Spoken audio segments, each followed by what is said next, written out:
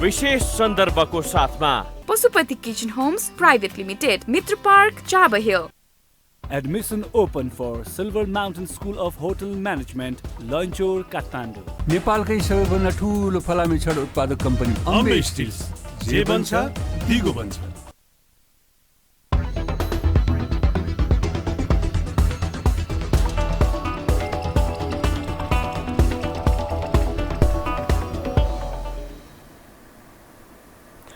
नमस्कार, यो हो टेलिभिजनको विशेष सन्दर्भमा स्वागत छ। म शारदा थापा। यति बेला देशको राजनीतिको परिस्थितिलाई हामीले दैनिक रूपमा निहाल्ने हो भनेदेखि ध्रुवीकरणको बाटो लागि नै रहेको छ, निरन्तर रूपमा चलि नै रहेको छ। सत्तापक्षीय होस् या प्रतिपक्षीय दलको कुरा नै हामी किन नगरौँ, ध्रुवीकरणतर्फ लागेर जनताहरू यति बेला निराशामा बाँचिरहेका छन् र यी राजनीतिक दलहरूको यो परिस्थिति यहाँसम्म आइपुग्नको लागि सबै दलका नेतृत्वहरूको ठूलो दोष रहेको छ भनेर आम सर्वसाधारण जसले मत दिएर आफ्नो नेता बनाएका थिए उनीहरूलाई दोष सधैँभरि लागि नै रहेको छ। र अहिलेकै पेरिफेरीमा कुरा गर्ने हो भनेदेखि सत्ता पक्ष नेकपा एमाले जो चाहिँ फागुन 23 गते सर्वोच्च अदालतले नेकपा एमाले र नेकपा माओवादी केन्द्रलाई पूर्ववत अवस्थामा फर्काइदिइसकेपछि त झनै राजनीतिक दैनिकी यति बेला सत्ता समीकरण कसको हातमा लैजाने, कसलाई दिने भनेर घरदैलो कार्यक्रम गरिरहेका छन् र एउटै पार्टी अर्थात् नेकपा एमाले भित्र पनि गुटपुगुटको कारणले गर्दाखेरि यति बेला कति बेला कसले कहाँ के भन्ने हो भन्ने खालको चाहिँ एक खालको जिज्ञासा पनि सबैमा रहेको छ भने अबको निकास के हो त राजनीतिक निकास भन्नेतर्फ अन्योलता छाएको हामी देख्छौँ। र यी सम्पूर्ण विषयमा कुराकानी गर्नको निमित्त आज हामीसँग हुनुहुन्छ त्रिभुवन विश्वविद्यालयका सहप्राध्यापक हुनुहुन्छ दीपक गजुरेल, जो राजनीति शास्त्र प्राध्यापन गराउनुहुन्छ र उहाँको राजनीतिको यो विषयको कुरा गर्ने हो भनेदेखि नजिकबाट उहाँले निहालिरहनु भएको छ। हामी उहाँसँग आज कुराकानी गर्दैछौँ। यहाँलाई स्वागत छ कार्यक्रममा। धन्यवाद। जस्तो अब मैले सुरुवातमा भनिहालेँ, यति बेला कम्युनिस्ट पार्टीमा ध्रुवीकरण देखिएको छ, जसको कारणले गर्दाखेरि देश अन्योलताको स्थितिमा गइरहेको छ। तर उहाँहरू दाबी गर्नुहुन्छ केही भएको छैन, देशलाई हुनेवाला केही पनि छैन, हामीले एकदम राम्रो गरिरहेका छौँ भन्नुहुन्छ। जनताले झन्डै 2/3 हाराहारीमा मत दिएर पठाएका यो हाम्रो नेपालको कम्युनिस्टहरू प्रति किन यस्तो ध्रुवीकरणको चाहिँ बाटो अगाडि बढेको होला? यहाँ तपाईँले दुईटा पाटो भन्नुभयो, एउटा राजनीतिक दलहरू, एउटा जनता। पहिले दलहरूको कुरा गर्ने हो भने मैले चाहिँ तपाईँको निष्कर्ष एउटा वाक्य बोल्ने गरेको छु। 2006 साल अझ 3 सालदेखि नै हो, विक्रम सम्वत 2006 सालदेखि दलहरू गठन भएर नेपालमा राजनीति गर्दै आएका, बेला बेलामा सत्ता कब्जा गरेर देश चलाएका, आजसम्म आइपुग्दा भनेको 70 वर्षमा सबै दलहरू एक वा अर्को तरिकाले मुलुक चलाउन नसक्ने रहेछन् भनेर प्रमाणित भयो। एउटा दलको कुरा गरे होइन मैले, सुरुदेखि बहुमत 2/3 हुँदा पनि यस्तो छ भनेपछि यो दल, राजनीतिक दल, तिनका नेता 7 सालमा अलि फरक थिए, अहिले नाम मान्छे 2-4 नयाँ आए होलान्, स्थिति त्यो। यिनीहरूले देश चलाउन सक्दैन। एउटा किन सकिरहेको छैनन् त देश चलाउन? कम्युनिस्टले देश चलाउन सक्दैन? मैले कम्युनिस्टको कुरा गरिनँ, सबै दल, राजनीतिक दलहरू। हेर्नुहोस्, प्रजातन्त्र भनेपछि दल चाहिन्छ, प्रजातन्त्र भनेपछि प्रतिस्पर्धात्मक राजनीति चाहियो। प्रतिस्पर्धात्मक राजनीति गर्नको लागि राजनीतिक दल चाहियो। राजनीतिक दल भनेपछि त्यहाँ सिद्धान्त हुन्छ, राजनीतिक सिद्धान्त हुन्छ, त्यही अनुसारको आर्थिक हुन्छ, सामाजिक सांस्कृतिक सबै कुरा हुन्छ, त्यसैले दलहरू चाहिन्छ। तर हाम्रो नेपालको दुर्भाग्य के भयो भने 2007 सालदेखि 17 सालसम्म देश चलाउने जिम्मा पाएका दलहरूले देश चलाउन सकेनन्। त्यो बेलाको अध्ययन गर्नेलाई थाहा छ। राजाले टेक ओभर गरे भन्छन्, स्थिति के थियो अहिले त बुझियो होला नि। त्यसैले मैले कम्युनिस्टको कुरा गरिरहेको छैन। कम्युनिस्ट, काङ्ग्रेस के छन् नाम सबै, इभेन पूर्व पञ्चका दलहरू पनि अहिले ऊ बेला राजाले जन्माएर हुर्काएका पञ्चहरूले खोलेका दलहरू पनि असफल भए। यही संविधान विश्वको उत्कृष्ट भनेर भाषण गर्दै हिँड्ने पनि त असफल भए नि। एउटा देश चलाउन दलहरू सक्दैनन्, मेरो निष्कर्ष पुष्टि भयो इतिहासले, 70 वर्षको इतिहासले। एउटा किन त्यस्तो भएको त भन्दा दलहरूले राष्ट्रको हित चाहेर काम गरेनन्। राष्ट्रको बृहत्तर हित, हामी राष्ट्रको हित भन्नाले दुईटा पक्षलाई हेर्नुपर्छ। एउटा आम नागरिकको greatest welfare of the greatest number भन्छौँ हामी। बहुसङ्ख्यक जनताको बृहत्तर हित केमा हुन्छ त्यसलाई ध्यान दिनुपर्छ। देश चलाउने शासकहरूले, दल होस्, सङ्गठन होस्, संस्था होस्, निकाय होस्, सबैले एउटा पाटो त्यो। त्यसमा पुरै असफल भए दलहरू। 7 सालदेखि आजसम्म बृहत्तर हित नागरिकको गर्न सकेनन्। भाषण गर्नु एउटा कुरा हो, तर अनुभूत हुँदैन। हिजो अस्ति हिजै भर्खर देखाएको थिएँ, कसले सर्वे गरेछन्। अब त्यो सर्वेको विश्वसनीयताको थाहा छैन। दलका नेताहरूले बोलेको 60% जनताले पत्याउँदैनन् अरे, सर्वेक्षण गऱ्यौँ भनेर कता थोरै देखाएको थिएँ। त्यसको विश्वसनीयता के हो थाहा छैन, तर त्यस्ता कुरा आउन थाले। एउटा जनताको बृहत्तर हितलाई ध्यानमा राखेर दलहरूले काम गरेनन्। आफ्नो व्यक्तिगत, समूहगत, दलगत स्वार्थ हेरे एउटा। अर्को पाटो भनेको राष्ट्रको हित। राष्ट्रको हित भनेको राष्ट्रको प्रतिष्ठा। नेपाल भनेपछि एउटा इज्जत हुनुपर्छ विश्व समुदायमा। यो नेपालको प्रतिनिधि हो अथवा यो नेपालको नागरिक। 70 वर्षको इतिहासमा दलहरू प्रमाणित गरे उनीहरूले कि नेपालको राष्ट्रको प्रतिष्ठा पनि धुलिसात गराए। प्रमाणित भएको छ। विदेश गइरहनेहरूलाई थाहा छ नेपाली पासपोर्ट देख्ने बित्तिकै के हविगत हुन्छ। सबै देशमा जहाँसुकै जानुहोस्, इभन अफ्रिकाका देशका एयरपोर्टको इमिग्रेसनमा तपाईँलाई अपमान गर्छ। दुईटा पाटो भने मैले। एउटा जनताको बृहत्तर हित गरिएन, अर्को राष्ट्रको प्रतिष्ठालाई उचाल्न त परे जाओस्, उल्टो बिगारियो। किन त्यसो गरियो त भन्दा दलहरूले व्यक्तिगत, आफ्नो परिवारको, आफ्नो समूहको, आफ्नो गुट, आफ्नो दल, यिनीहरूको फाइदा मात्रै हेरे। कसरी हेरे? एउटा सानो म जहिले क्वेसन गर्ने गरेको छु। जिन्दगीमा कहिले पनि राजनीति बाहेक केही पनि नगरेका भनेको आय आर्जनको काम देखिने गरी केही नगरेका थुप्रा छन् हाम्रा नेता दलहरूमा। धेरै, सबै त नभनौँ, केही त आर्जन पनि होला। कहिले पनि कुनै आर्जनको काम गरेको देखिन्न, तर अरबपति हुनै छन् भनेको त्यसले के प्रमाणित गर्छ भने व्यक्तिगत, पारिवारिक, गुट र दलमा मात्रै उनीहरू हित गरेर बसे। एउटा। दोस्रो, नेपाल राष्ट्रको हितलाई भन्दा विदेशीको स्वार्थमा काम गरे। अहिले खुल्दैछ। अहिलेसम्म नेपालमा नेपाली जनताले स्वस्फूर्त आन्दोलन गरे, स्वस्फूर्त क्रान्ति गरे भनिएको थियो। हिजो आज भन्न थालियो। उहाँहरू आफै भन्दै हुनुहुन्छ तिमी फलाना विदेशीबाट सञ्चालित, तिमी फलाना विदेशीबाट सञ्चालित। आरोप प्रत्यारोप भइरहेछ। इतिहासले पुष्टि गरेको छ, दस्तावेजहरूले पुष्टि गरिसक्यो। नेपाल राष्ट्रको हितभन्दा, नेपाली जनताको हितभन्दा विदेशीको स्वार्थ उहाँहरूले काम गर्नुभयो, आफ्नो फाइदा लिनुभयो। त्यसले गर्दा देशलाई नोक्सान भयो। मैले दलको कुरा गरेँ। अब जनताको कुरा गर्नुहोस्। नेपाली जनता को हुन् त भन्दा ती दलका नेता को हुन्? हामीहरू मध्येबाटै हुन् नि त। म स्कुल पढ्दाका साथीभाइ अहिले नेता छन्, कलेज पढ्दा, विश्वविद्यालय पढ्दाका साथीहरू नेता छन् भनेको हामीहरू मध्येबाट त्यहाँ पुग्या हुन्। तिनीहरूलाई हामीले नै भोट हालेर त्यहाँ पुर्याउने, टायर बालेर त्यहाँ पुर्याउने, के गर्ने हो हामीले गरे हो नि त। हामी भनेको आम नागरिकले। अनि हामी घुमाइफिराइ तिनीहरूलाई नै विश्वास गरेर सत्तामा पुर्याउने, अनि नेतालाई दोष दिन पाइन्छ? त्यसैले नेपाली नागरिक कसलाई गर्ने त त्यसो हो भने? नेपाली जनता हेर्नुहोस्, दुईटा कुरा हुन्छ।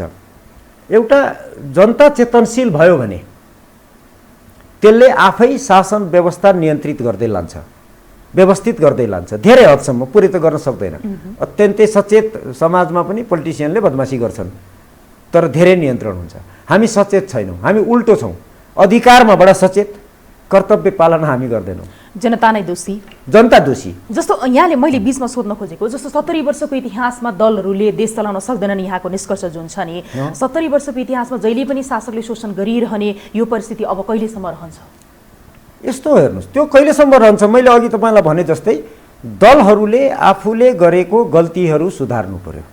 सुधार्ने कसरी त भन्दा मैले अघि गल्ती गरेको यो हो भनेर ल्याउनु पर्यो। मैले गल्ती गरेको छु, मैले राष्ट्र विरुद्ध कुनै अपराध गरेको छु भने मैले अपराध गरेँ मैले भन्दिनँ। त्यसैले गर्नु के पर्छ भने अब लिकहरू गर्नुपर्छ। यो अङ्ग्रेजीमा लिक भन्छन्, गोप्य कुराहरू बाहिर ल्याउने। एउटा को पक्षले अर्काको पक्षको कुरा बाहिर ल्याइदिने। जस्तै अस्ति नै भयो, के 1-2 वर्ष अगाडि भयो नि त, भारतको एकजना लेखकले हाम्रा यहाँ ठुलो क्रान्तिकारी दलका नेताहरूको बारेमा एउटा चिठी भारतको प्रधानमन्त्रीलाई दिनुभएको थियो भनेर भारतको एउटा लेखकले लेख्दा के भएको थियो? आफत भएको थियो नि। त्यो एक प्रकारको लिक हो। त्यतिले पुग्दैन। अब सबैको भण्डाफोर गर्नु पर्यो एकले अर्काको। अहिले अलिअलि सुरु भएको देखेको छु। जस्तै अस्ति संसद विघटन पछिका दिनहरुमा देखियो नि केही देखियो केही, तर तपाईको ठोस कुराहरू आएन। जसलाई बचाउ गर्नतर्फ बढी लाग्यो नि त। बढी लाग्यो र कस्तो समस्या छ भने म पनि बदमासी गरेको छु, तपाईले पनि गर्नु भएको छ। मैले तपाईको बदमासीको कुरो लिक गरेँ भने तपाईले पनि मेरो फुस्काइदिनुहुन्छ। समस्या त्यो भएको छ। तर एउटा बिन्दुमा पुगेर हामी त्यहाँ पुग्छौं। अब मैले सोध्न खोजेको चाहिँ यहाँ के भन्दाखेरि जस्तो नेपालमा भएका जति पनि दलहरू रहेका थिए अहिलेसम्म 70 वर्षको यो इतिहासमा नि यी दलहरू सबै टेस्टेड हो। अब चाहिँ नेपालमा नेपाली नागरिकहरूले कम्युनिस्टले केही पो गर्छ कि भनेर यो पछिल्लो समय अहिलेको समयावधिमा झन्डै 2/3 बराबरको मत दिएर पठाउँदाखेरि पनि यो स्थिति आयो र कम्युनिस्टहरूको हालत पनि अहिले देखियो होइन। कम्युनिस्टहरू एकै ठाउँ मिलेर बस्न नसक्ने भन्ने प्रमाण चाहिँ भयो नि त होइन। यो प्रमाणले अब सन्देश के जान्छ, अब कसरी चाहिँ यो देशको राजनीति अगाडि बढ्छ कम्युनिस्टको राजनीति भन्ने प्रश्न हो के। कम्युनिस्टहरू मिलेर बस्ने र सँगै जाने नसक्ने भनेको अहिले मात्रै प्रमाणित होइन, पहिले देखियो। तर अहिले त जुन स्थायी सरकारको जुन एउटा माहौल राम्रो बनेको थियो नि, हैन त्यो पनि नयाँ कुरो होइन मेरो विचारमा। 47 सालको संविधान बनेपछि बहुदलीय प्रतिस्पर्धात्मक राजनीति सुरु भएपछि पटक पटक बहुमत प्राप्त दलले पनि पुरा समय चलाउन सकेका छैन। इतिहास छ नि त हामीसँग अस्ति भर्खरको यो 30 वर्षको बीचमा। त्यो त हिजो इतिहास त्यस्तो भयो भनेर संविधान नै परिवर्तन गरेर यस्तो हो। यसरी हेरौँ, तपाईले कम्युनिस्ट पार्टीको कुरा गर्नुभयो, 2/3 बहुमत ल्याए अनि आपसमा झगडा गरे, फुटे, संसद विघटन गरे, यो एकअर्काको पोल खोले, अरेक गरे। यो नयाँ कुरो होइन। हेर्नुहोस् नेपालको इतिहासमा माओ त्से-तुङको श्रीमतीले गरेको व्यवहारलाई कुन दृष्टिकोणले व्याख्या गर्ने भन्ने विषयमा पनि झगडा गर्ने नेता हुन् यिनीहरू, यी दलहरू। त्यो उ बेलाको पढ्नेलाई थाहा छ होइन। तपाईको ख्रुश्चेभले बोलेको एउटा भाषणलाई कुन किसिमले विश्लेषण गर्ने भन्ने विषयमा यहाँ झगडा गर्ने र दल फुट्ने, झगडा मात्रै होइन दल फुट्नेहरू हुन् यिनीहरू। र तिनीहरूले 2/3 ल्याउन् कि सिम्पल मेजोरिटी ल्याउन्, त्यो ल्याएर अनि देशमा स्थिरता दिन्छन् भन्ने म चाहिँ आशावादी थिइनँ। किनभने मैले हिजो अस्तिको पढेर जानेको छु थोरै। त्यो नपढ्ने, ध्यान पनि नदिने, अनि हिजो जेसुकै होस् भनेर भ्रममा बस्नेलाई त्यो एउटा चिन्ता भयो, एउटा कुरा। दोस्रो, राजनीतिक दलहरूलाई एउटा लग्जरी थियो पहिले भनेको सुविधा थियो। के सुविधा थियो भन्दा 2007 सालदेखि उनीहरूले सत्ता हातमा लिए। 17 सालमा आएर राजाले बदमासी गरे, दो सरकारमा थोपर्न पाइयो। पञ्चायतभरि लगभग 30 वर्ष, पञ्चायत 28 वर्ष थप, त्यो 17देखि 19, त्यो 30 वर्षको राजाको प्रत्यक्ष शासन, उनी संविधानभन्दा माथि थिए, उनलाई दोष दिइयो। 47 देखि 63 सम्म अथवा भनौँ 63 वैशाख जेठसम्म राजालाई दोष दियो, यो गर्यो त्यो गर्यो, वीरेन्द्रले यसो गर्यो, ज्ञानेन्द्रले यसो गर्यो। 63 देखि यता राज संस्था अन्त्य गरिएको त अलि पछि हो, तर 63 देखि नै दोष थोपर्ने ठाउँ छैन नि त। सम्पूर्ण जिम्मा देश दलहरूको छ। त्यसैले प्रश्न कम्युनिस्टको होइन, सत्तामा जाने। हेर्नुहोस्, दुईटा दृष्टिकोणले हेरौँ। राजनीतिक दलको स्थापना नै सत्ता प्राप्तिको लागि हुन्छ, पहिलो कुरा। त्यसैले राजनीतिक दलले सत्तामा जाने कोसिस गर्यो, सत्ताको लोभ राख्यो भन्नु हुँदैन। तर एउटा त्यो दलभित्रको एउटा नेताले पनि मै प्रधानमन्त्री हुन्छु भन्ने, अर्कोले पनि मै हुन्छु भन्ने र आपसमै काटाकाट गरेर दल नै फुटाउने, यो चाहिँ गलत प्रवृत्ति हो। त्यो हाबी भयो हामी कहाँ। अनि दोष अर्कालाई दिने ठाउँ छैन, अब आफैले लिनु पर्यो अहिलेको स्थितिमा। त्यसले गर्दा कम्युनिस्ट मात्रै होइन, काङ्ग्रेसको पनि त भएको छ त। पहिले सत्तामा बहुमत प्राप्त दल भएर पनि 3672 कुनै के समग्रमा सबै त्यही हुन् र लेखेर सिद्धान्त छ उनीहरूको, तर सिद्धान्त अनुसार चल्दैन, स्वार्थबाट चल्छ। त्यसो हो भने अब यस्तैमा चित्त बुझाएर बस्न सक्छन् नेपाली जनताहरूले? यस्तै हो, चित्त बुझाएर बस्नु पर्यो। इतिहास पनि यही थियो, अब भोलि पनि यही हुन्छ, आज पनि यही भइरहेछ भनेर चित्त बुझाएर बस्नु पर्यो। हामी नगर्ने यसो छ, हेर्नुहोस्, नेपाली जनताले स्वस्फूर्त काम गरेर सत्ता परिवर्तन गरेर जनताका प्रतिनिधि राजनीतिक दलहरूलाई देश सुम्पे भनेको यो हो नि त हामीले। तर त्यो यथार्थ होइन। अहिले त उहाँहरू नै बोल्न थाल्नु भएको छ।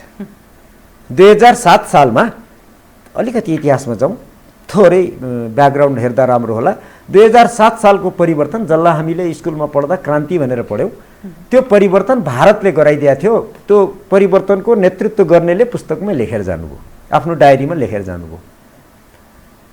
46 सालको आन्दोलन त मैले त देख्या हो, मेरो पुस्ताले हामी प्रत्यक्ष देख्या हो।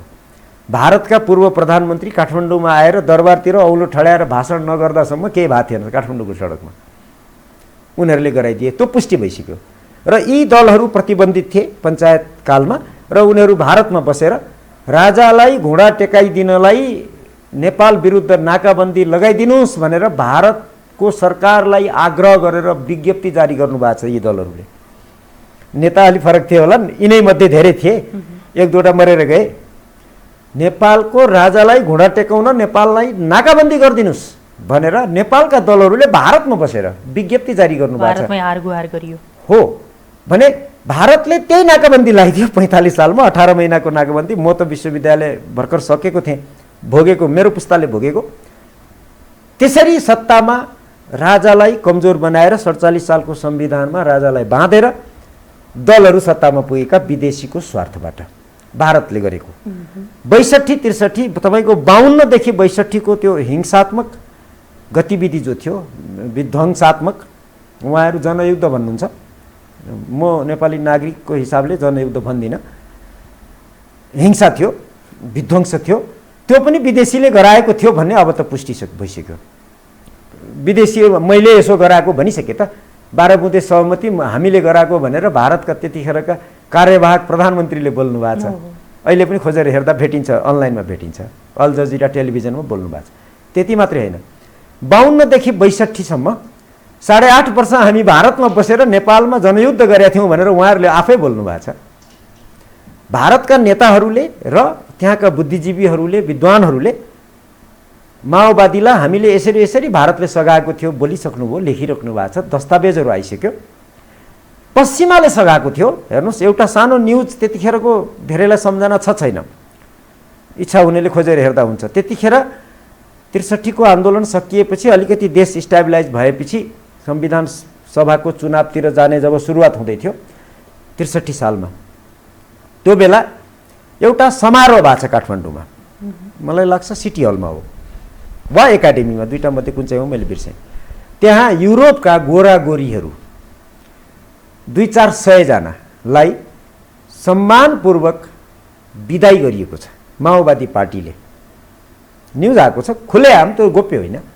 किन गरिएको त सम्मानपूर्वक विदाई भन्दा नेकपा माओवादीले गरेको जनयुद्धमा विभिन्न तरिकाले सघाउनु भएको हुनाले र हामी सफल भयौँ, तपाईहरू उहाँदेखि आफ्नो देशबाट आएर हामीलाई नेपालमा बसेर सघाइदिनु भयो, त्यसको लागि तपाईँहरूलाई सम्मान गर्छौँ हामी भनेर ठुलो समारोह गरेर विदाई गरिएको छ।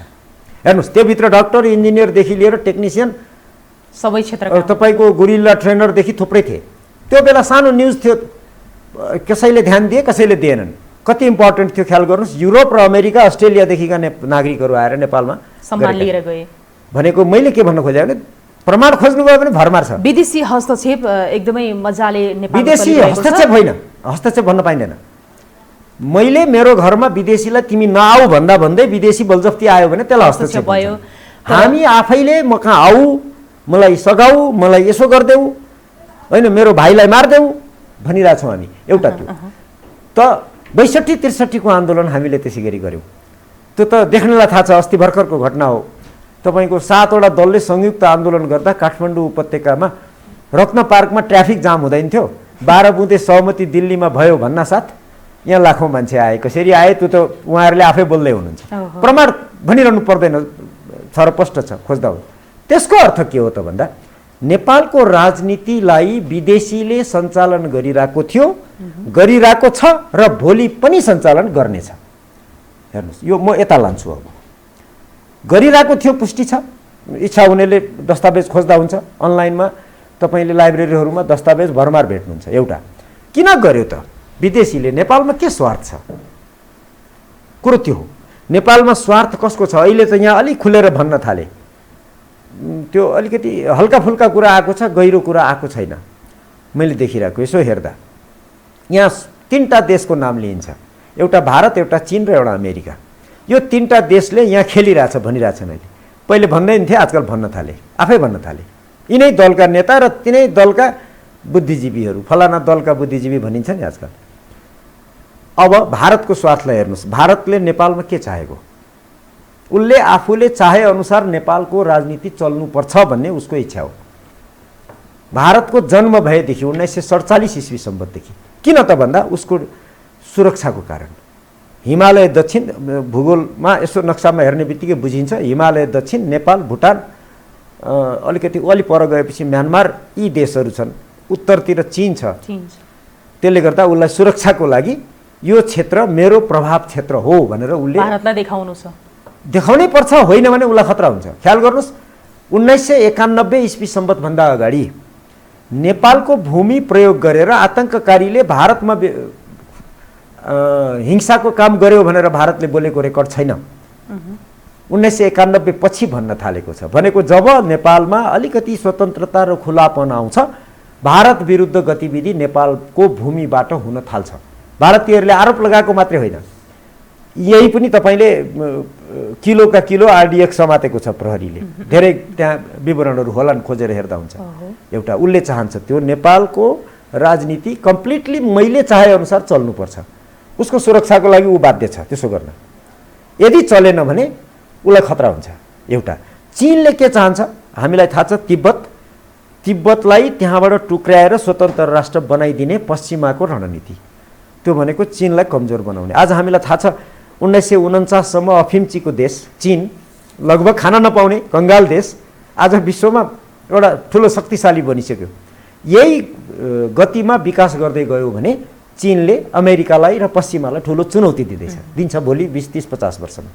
त्यसलाई रोक्नु छ, उनीहरूको अफिसियल डकुमेन्टले बोलेको छ। अमेरिकनहरूको हेर्नुभयो भने कन्टेनमेन्ट अफ चाइना भनिरहेछन्। कन्टेनमेन्ट कसरी गर्ने भन्दा यता पश्चिमतिर उइगुरतिर, हाम्रो हिमालय उत्तर तिब्बततिर, पूर्वतिर साउथ चाइना सी र नर्थ चाइना सी, त्यसलाई दबाब दिने।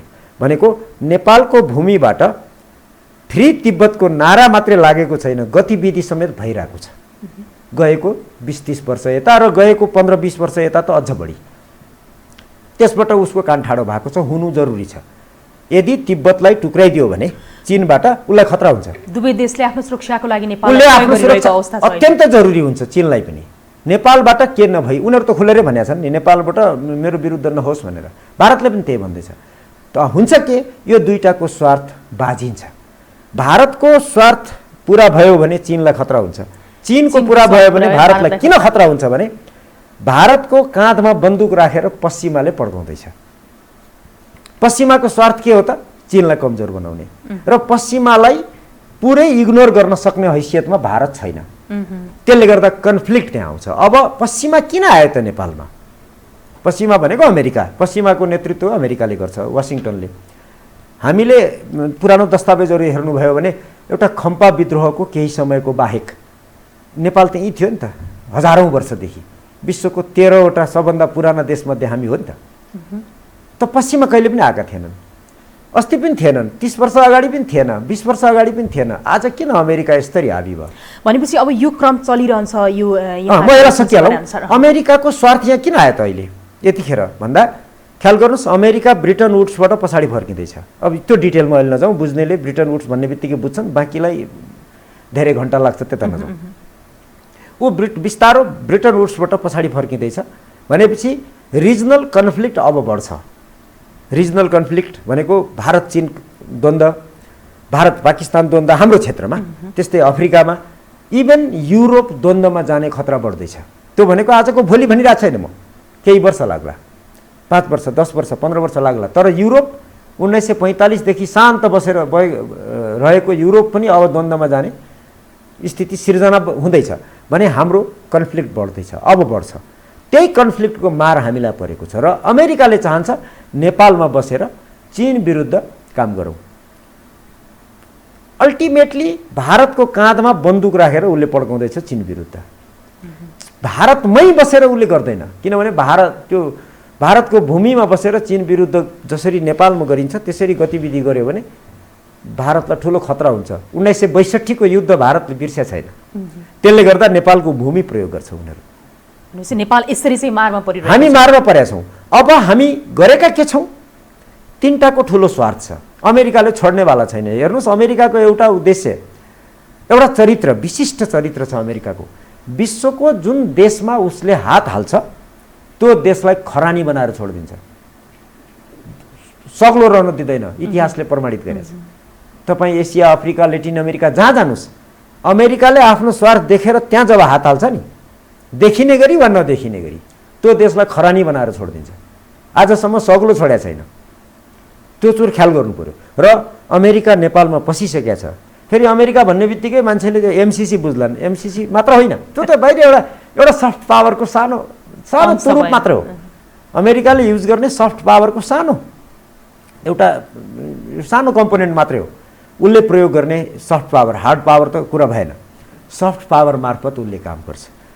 सफ्ट पावर कसरी पश्चिमले प्रयोग गर्दैछ भन्ने कुरा 2064 सालदेखि यता हाम्रो संसदले कस्ता नयाँ कानुनहरू बनाए र कस्ता अन्तर्राष्ट्रिय कन्भेन्सनहरू हामीले साइन गर्यौँ, त्यो प्रकृति मात्रै कसैले विश्लेषण गर्यो भने थाहा पाउँछ हामी कति धरापमा पर्दैछौँ। पश्चिमाले सफ्ट पावर त्यसरी युज गर्दैछ। नचाहिने हामीलाई भोलि अप्ठ्यारोमा पार्ने अन्तर्राष्ट्रिय कन्भेन्सनहरूमा हामीले साइन गरेका छौँ, संसदबाट अनुमोदन गरेका छौँ। देखिन टाइम लाग्ला, अध्ययन गर्नेले बुझेका छन्, हामीलाई थाहा छैन यो अहिले।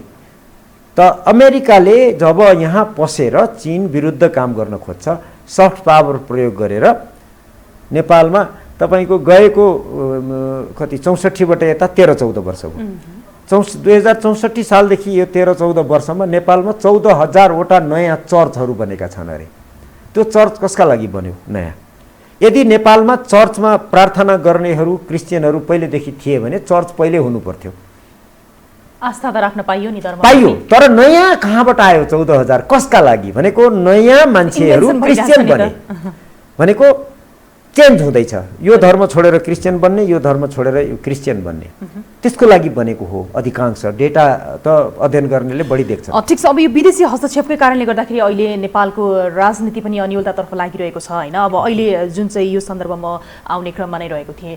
अब अहिले प्रधानमन्त्री केपी शर्मा ओली बडा राष्ट्रवादी कहलिनु भयो, नक्सा छापेर र यो नाकाबन्दीको समयमा पनि आफ्नो चाहिँ योगदान मैले यति दिएँ उति दिएँ भनेर उहाँ आफैले पनि भन्नुहुन्छ। कति मूल्याङ्कन भएको छ, कति चाहिँ अब यो गफै त हो भनेर भन्नेहरू पनि धेरै छन् होइन। यही बिचमा जस्तो अहिलेको कुरा गर्ने हो भनेदेखि जस्तो लिपुले कालापानी यो दार्चुलाको जुन सिमानाकामा बाँध निर्माण भइरहेको छ होइन, जबकि सबै दल मिलेर यो कालापानी लिपु लेक लिम्पियाधुरा यो हाम्रो हो भनेर जसरी चाहिँ एकबद्ध भएका थिए, तर अहिले बाँध निर्माण गरिरहेको छ तर यहाँनिर चुक्क बोल्ने कोही छैन। यो के कारणले गर्दाखेरि होला? यही कारण हो जुन चाहिँ भारतलाई सबैभन्दा बढी चाहिँ समर्थन हो हाम्रो अहिलेको सरकारको।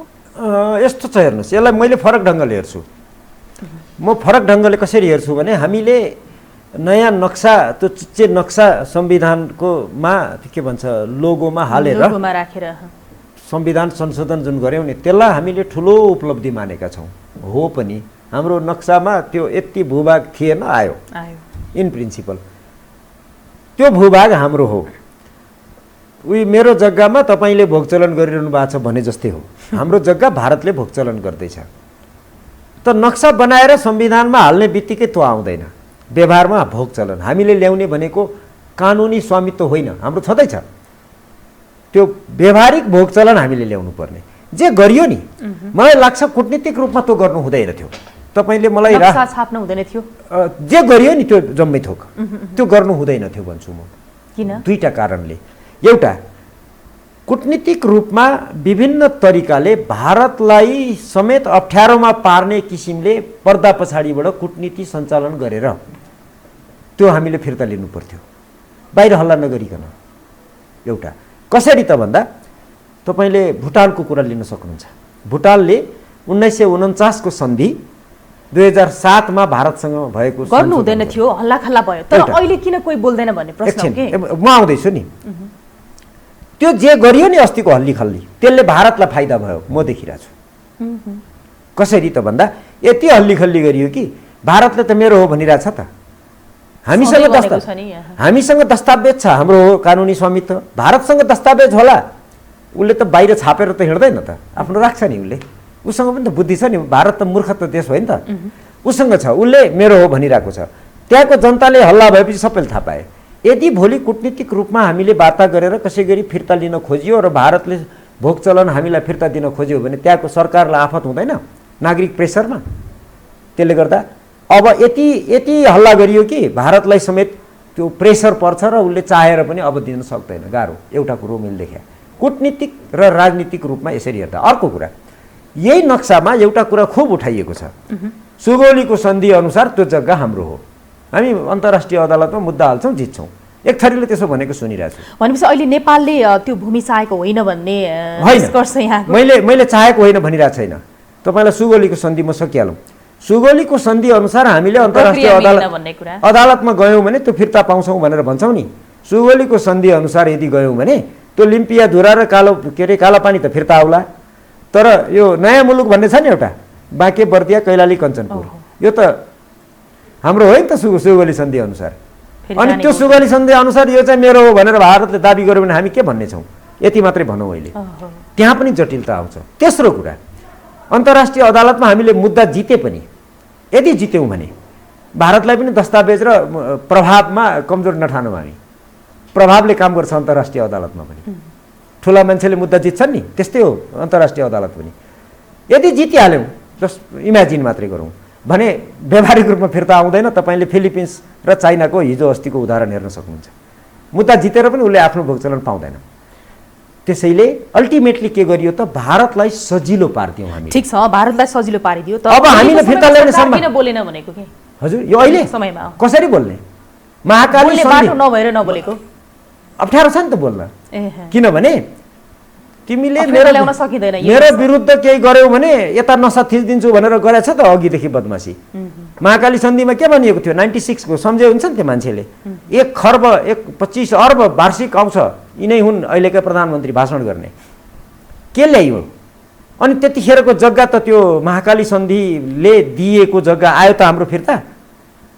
त्यो एफ्लक्स बन्ड भन्ने एउटा बनाएको थियो। भनेपछि भारतकै दबावको कारणले गर्दाखेरि अहिले सरकार दबाब दिनै पर्दैन।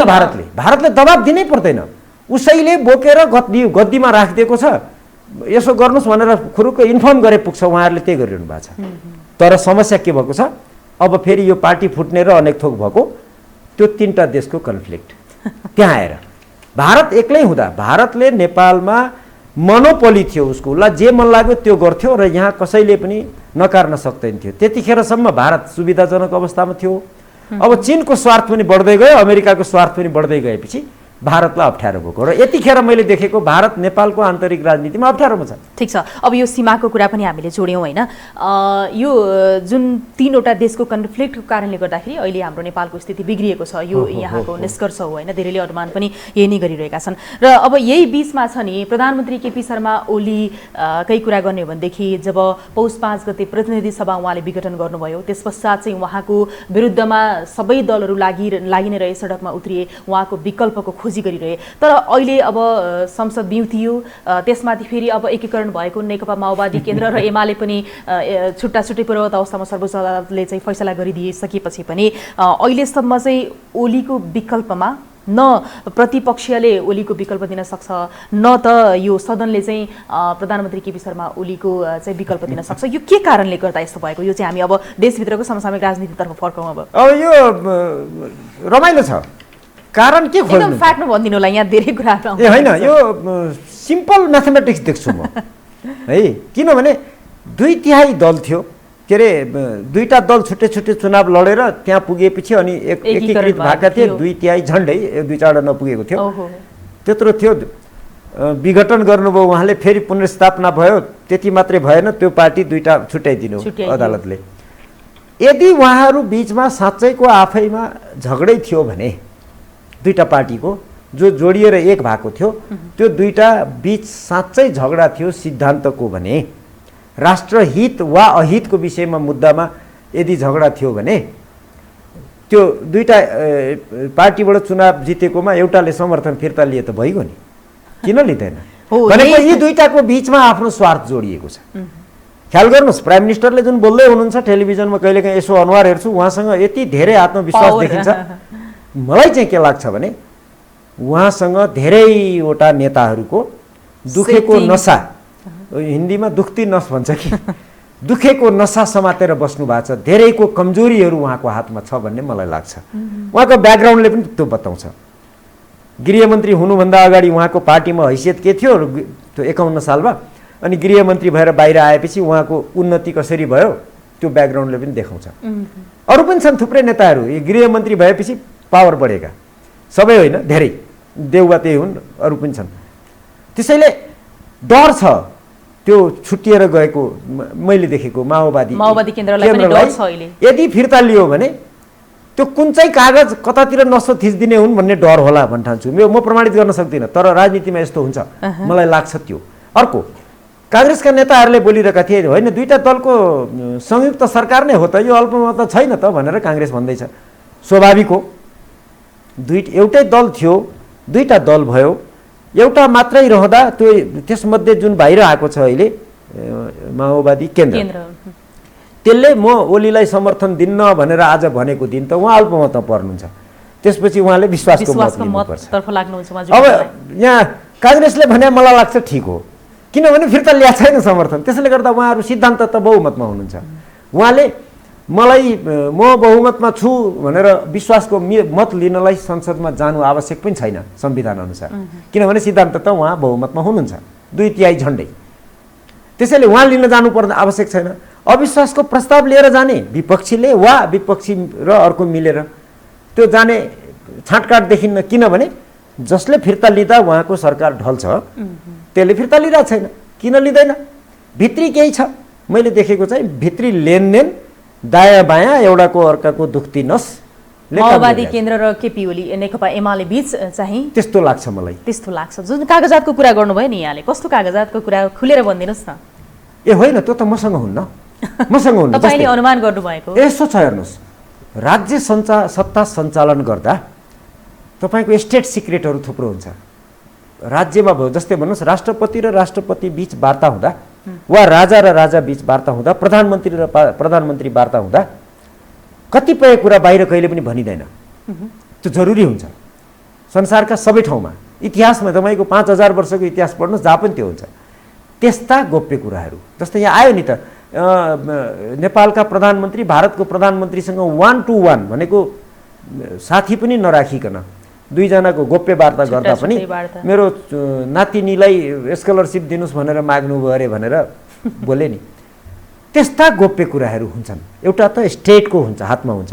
नेपालको स्टेटको हातको भनेको राज्यको नियन्त्रणमा भएका गोप्य कुराहरू। लेनदेनको कारणले गर्दाखेरि यो समर्थन फिर्ता लिन सकेन माओवादी केन्द्रले, मलाई त्यस्तो लाग्छ। अब यो छ नि, यही बीचमा माओवादी केन्द्रका अध्यक्ष प्रचण्ड र अब अहिले नेकपा एमालेका अध्यक्ष केपी शर्मा ओली जो प्रधानमन्त्री समेत हुनुहुन्छ, उहाँहरूको तालमेल नमिल्दाखेरि नै यति बेला राजनीतिमै समस्या आएको छ। धेरैले त प्रचण्डकै हातमा तालजा साँचो रहेको छ अहिलेको सरकारको, उहाँले गर्दाखेरि अहिले यो स्थिति आइपरेको छ भनेर भन्ने पनि गर्नुहुन्छ होइन।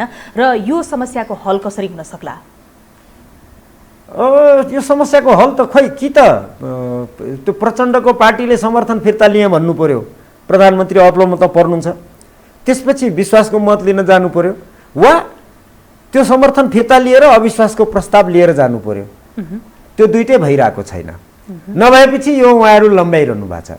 त्यसो भए पुग्छ कहाँ त भन्दा कसरी हुन्छ लिङ्गरिङ गरिरहने र एउटा बिन्दुमा पुगेर भित्र लेनदेनको वार्ता चलिरहेको होला, कहाँ के भइरहेको होला, सबै कुरो कहाँ बाहिर भन्छन् त। यो त मिडियामा आउने भनेको त स्क्रिन सेभर हो। अनि त्यो भित्री कुरा जब मिल्छ नि, वा एउटाले अर्कोलाई पछार्छ र हार खान्छ अनि मात्र टुङ्गो लाग्छ। यही बीचमा सबै प्रतिपक्षी दलहरूले प्रधानमन्त्री केपी शर्मा ओली भनेको तानाशाह, संविधान विरोधी, भ्रष्टाचारी, अब अनेक खालका शब्दहरू प्रयोग गरेर उहाँको विरोध गरेकै हो र अहिले पनि गरि नै रहेका छन्। तर उहाँलाई हटाउनको लागि अहिले कसैको त्यस्तो खालको चाहिँ जुन चाहिँ गर्नुपर्ने प्रक्रिया हो त्यो देखिँदैन। उहाँहरूले आफूभित्र चाहिँ के तानाबाना बनिरहनु भएको छ त्यो थाहा छैन। तपाईँलाई चाहिँ के लाग्छ प्रधानमन्त्री केपी शर्मा ओली कस्तो मान्छे हो? मैले त अघि नै भने कुनै पनि राजनीतिक दल नेपालमा अहिले काम गरिरहेका, इन्क्लुडिङ पूर्व पञ्चका दलहरू, ती मात्रै स्वच्छ छन् मैले भने हैन, उहाँको पनि सबै त्यही हो, विदेशीबाट सञ्चालित टाकटुक र स्वार्थ व्यक्ति समूह दल र विदेशीको स्वार्थबाट चलेको। एउटा अघि कुरा गर्ने हो भने त ओलीजी भारतको इशारामा चलेको कारणले भन्छन् यो हो। एकछिन तपाईले अघि भन्नुभयो नि ओलीलाई भ्रष्टाचारी के भनेर अरूले आरोप लाउँदैछन्, त खुलियाम लागेकै छन्, सबैले भनेका छन्। यदि त्यसो हो भने दुईटा काम मध्ये एउटा गर्नु पर्यो कि ओलीलाई आरोप लगाउने। म ओलीको मान्छे होइन नि, फेरि ख्याल गर्नु होला, यहाँ त फ्याट्ट एक थोक भनिदिने चलन छ। ओली बदमास हुन्, के अरे राष्ट्र विरुद्ध काम गरे, भ्रष्टाचार गरे यदि हो भने त्यसको प्रमाणहरू दिनु पर्यो बाहिर, जनतालाई बताइदिनु पर्यो। त्यो आरोप लाउनेले एउटा, यदि त्यो नगर्ने हो भने उहाँलाई सत्ताबाट हटाउनलाई संसदमा छ त संविधानले लेखेको प्रक्रिया, अविश्वासको प्रस्ताव लानुहोस्, फालिदिनुहोस्। किन हल्ला गरेर बस्या बाहिर? भ्रष्टाचारी र के भनिरहनु आवश्यक छ र? छ त प्रक्रिया संविधानमा लेखेको, अविश्वासको प्रस्ताव ल्याउनुहोस्, फालिदिनुहोस्, अर्को मान्छे प्रधानमन्त्री बन्नुहोस्। बाहिर किन कराएको? त्यो भनेको हामी आम नागरिकलाई उल्लु बनाएको, र हामी उल्लु बनिरहेछौँ। कति उल्लु बनेका छौँ भने नि, म कलेज जान्छु बिहान, त्यहाँ यिनै कुरा हुन्छन्, लाग्छ दुनियाँमा केही काम छैन, कसैको केही काम छैन। तपाईँ टेलिभिजन खोल्नुहोस्, रेडियो सुन्नुहोस्, अब बिहान अखबार हेर्नुहोस्, पब्लिक बस चढ्नुहोस्, जहाँ जानुहोस् यिनै कुरा। कति सफल हुनुहुन्छ उहाँहरू भने आफ्नो नामको वरिपरि सिङ्गो देशलाई हिँडाइदिनु भएको छ, र तपाईँ हामी सबै काम छोडेर त्यो पछि लागेका छौँ। तपाईँ हामी भनेको सबै वर्ग, किसानदेखि लिएर, म अस्ति गाउँतिर गएको थिएँ, त्यहाँ पनि त्यस्तै।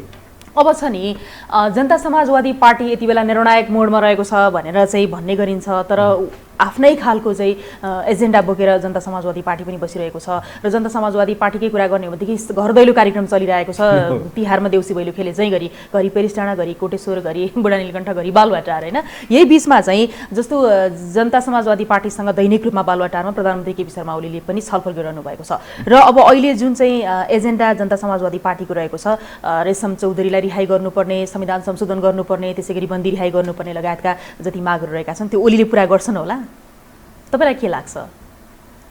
राजनीतिमा लेनदेन हुन्छ, हेर्नुहोस्, यो स्वाभाविक हो। भनेपछि हुन्छ, जहाँ पनि हुन्छ, यहाँ मात्रै होइन, तपाईँको विकसित देशहरूमा पनि त्यही हो, जहाँ नैतिकता। अनि यसमा हुन्छ कि हुँदैन यहाँले भनिदिनुहोस् न। यसै हुन्छ भन्न सकिँदैन, किनभने सबै गरेर मुख बाएर खान बसेका छन्।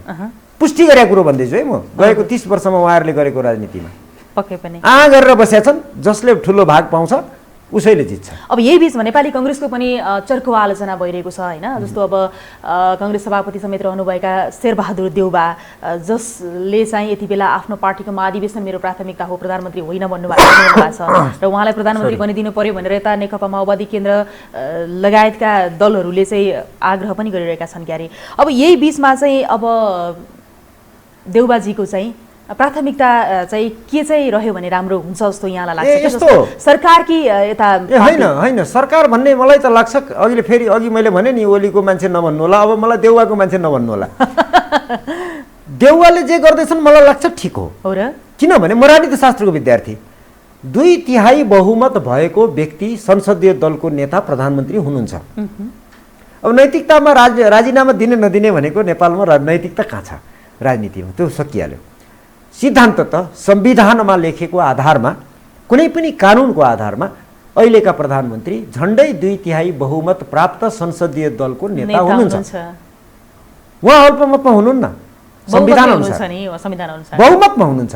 त्यसो भए विपक्षीले म सरकारमा जान्छु, म प्रधानमन्त्री हुन्छु भनेर दाबी कसरी गर्छ? फेरि गर्दैन। र त्यसैले काङ्ग्रेसले भन्दैछ, हिजो पनि काङ्ग्रेसको एकजना नेताले टिभीमा बोलेको सुन्दै थिएँ, उहाँहरू त अहिले पनि बहुमतमै हुनुहुन्छ नि, हामी सरकारमा कसरी जाने? सही बोल्दै हुनुहुन्छ। तर कङ्ग्रेसमा पनि दुई धार छ, जस्तो वरिष्ठ नेता रामचन्द्र पौडेलले त अब हामी सरकारमा नगई हुँदैन, जाने बेला भयो भनेर उहाँले फेरि आफ्नो अभिव्यक्तिहरू दिन थाल्नु भएको छ नि। त्यसो भए यसो गर्नु पर्यो, ओलीलाई अल्पमतमा पार्नु पर्यो। रामचन्द्र पौडेल के भन्छ, केपी ओली प्रचण्ड को मिलेर हो के गर्ने हो, पहिले त उहाँलाई अल्पमतमा पार्नु पर्यो। त्यो सिम्पल छ पार्नलाई। 2टा दल बनाइदिएकै छ अदालतले, अब हामी 2टा दल भइहाल्यौँ, अब तपाईँलाई हामीले दिएको समर्थन फिर्ता लिन्छौँ भनेर एउटा सानो चिरकटो लेखेर पठाइदिए, सार्वजनिक गरिदिए, पुग्छ है। त्यति हुने बित्तिकै अहिलेको प्रधानमन्त्री अल्पमतमा पर्नुहुन्छ। जस प्रधानमन्त्रीलाई अल्पमतमा पहिले पार्नु पर्यो, त्यसपछि विपक्षीले बल्ल टेक ओभर गर्नलाई प्रक्रिया सुरु गर्नुपर्छ। र अहिलेसम्म काङ्ग्रेसले के भन्दैछ, तपाईँ बहुमतमै हुनुहुन्छ, तपाईँका विरुद्ध हामी किन जान्छौँ, र त्यो ठिक गर्दैछ काङ्ग्रेसले। अब यहाँ छ नि, अब नेकपा एमाले भित्रकै कुरा गरौँ, होइन? फुडको सङ्घारमा रह्यो नेकपा एमाले, फुट्छ भन्ने भएको थियो। फेरि अघि भर्खरै जस्तो आज बसेको माधव नेपाल जननाथ खनाल पक्षको केन्द्रीय बैठकले चाहिँ हामी एमाले भित्रै रहेर सङ्घर्ष गर्छौँ भनेर भनिरहेको छ। यता प्रधानमन्त्री केपी शर्मा ओलीले नेकपा एमालेका अध्यक्षले बोलाउनु भएको संसदीय दलको बैठकमा पनि माधव नेपाल जननाथ खनाल जानु भएन, अरू त जानुभयो क्यारे, होइन? अब के अहिलेको समयमा चाहिँ यो फुटको सङ्घारबाट नेकपा अथवा एमाले जोगिएको हो या फुट्छ ओली र नेपाल बीचको सम्बन्ध के होला? लेनदेन खानपिन मिल्यो भने फुट्दैनन्, मिलेन भने फुट्छन्। फुट्दा फाइदा भयो भने फुट्छन्। फुट्दा फाइदा हुन्छ कि जुट्दा? अहिले त जुट्दा फाइदा जस्तो देख्दैछु। यदि प्रचण्डले फिर्ता लिदिए भने अनि ओली कमजोर हुन सक्छन्। तर ख्याल गरौँ, उनीसँग धेरैवटा नेताका ओलीसँग गोप्य सूचनाहरू हुन सक्छ भन्ने मेरो अनुमान छ। म राजनीति शास्त्रको रियलिस्टिक उहाँ शक्तिशाली बन्दै गइरहनु भएको, त्यही डरले उहाँहरूले फिर्ता लिन सक्नु भएको छैन भन्ने मेरो अनुमान। त्यो प्रमाणित गर्न सक्दिनँ। धेरैको अनुमान छ फेरि यो उहाँसँग त्यो के अरे अर्काको कमजोरीको धेरैवटा नसा समातेर बस्नु भएको छ। उहाँ कसैलाई चाहिँ गर्नु त्यो यसो गर्नुभयो भने यसो गरिदिन्छु बोल्नु नै भएको छ नि उहाँले, भन्नु नै भएको छ। सार्वजनिक रूपमा टेलिभिजनमा हामीले देखेका छौँ। लु त हेरौँ कसले के गर्दो रहेछ। त्यो हामी केटाकेटीमा गुच्चा खेल्दा अलि बलियाले थर्काए जस्तो उहाँ सबैलाई थर्काइरहनु भएको छ। के आधारमा? तर माधव नेपाल बीचको चाहिँ जुन एउटा अडान छ नि त्यो चाहिँ किन रहिरह्यो त? उहाँमा पनि त्यस्तै खालको लेनदेन र त्यही खालको लेनदेन के पनि होइन। एउटालाई राष्ट्रपति हुनुपर्ने होला, अर्कोलाई प्रधानमन्त्री हुनुपर्ने होला, त्यसो गर्दा कोनी कहाँ खाने होला, अर्कोलाई अध्यक्ष होला, अर्कोलाई केही कुरा त्यही हो। सबैको कोही स्वच्छ छैन। यति विगतले प्रमाणित गरिसकेका छ। यहाँलाई समय र विचारको लागि धेरै धेरै धन्यवाद। धन्यवाद। दर्शकवृन्द, हामी यति बेलासम्म यो टेलिभिजनको विशेष सन्दर्भमा अहिलेको समसामयिक राजनैतिक विषयमा कुराकानी गरिरहेका थियौँ सहप्राध्यापक दीपक गजुरेलसँग, जो त्रिभुवन विश्वविद्यालयमा प्राध्यापन गर्नुहुन्छ र उहाँले आफ्नो हिसाबमा आफूलाई लागेको अहिलेको समसामयिक राजनीतिको विषयमा यति धेरै विचारहरू राखिदिनु भयो। र यिनै विचारसँगै आजको लागि विशेष सन्दर्भबाट शारदा थापा बिदा हुन्छु। यो टेलिभिजन हेर्दै गर्नुहोला। नमस्कार।